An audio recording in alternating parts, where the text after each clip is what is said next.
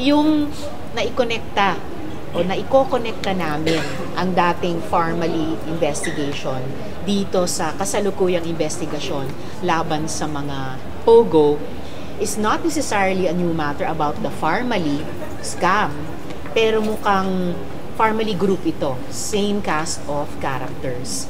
Kaya napakahalagang we get to the root of it dahil mukhang itong grupong ito, itong Farmally group, ay posibleng nandun nga sa roots ng problema natin sa POGO. So, panahon ni Duterte na nagkaroon ng de facto open door policy sa POGOs at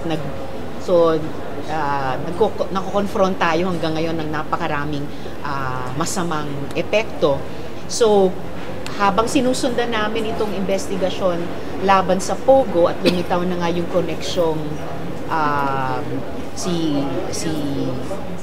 Gerald Cruz.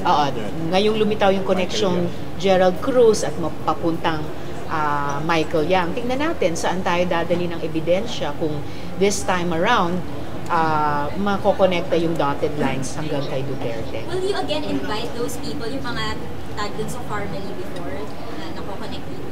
Pag-uusapan pa namin sa Legisco at sa komite sino sa kumbaga Farmally group ay kung mayroon ay kailangang imbitahin dito sa investigasyon laban sa POGO, probably starting with Mr. Cruz.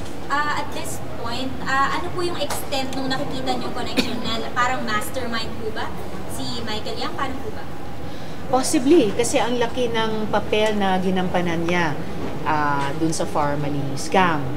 At kung parehong Farmally group ay nandito rin pala sa POGO, so posible, malaki din ang papel niya dito. At alamin namin sino pa ba yung malalaking tao, posibleng pati sa gobyerno, ay bahagi din dito sa POGO tulad noon sa Farmally.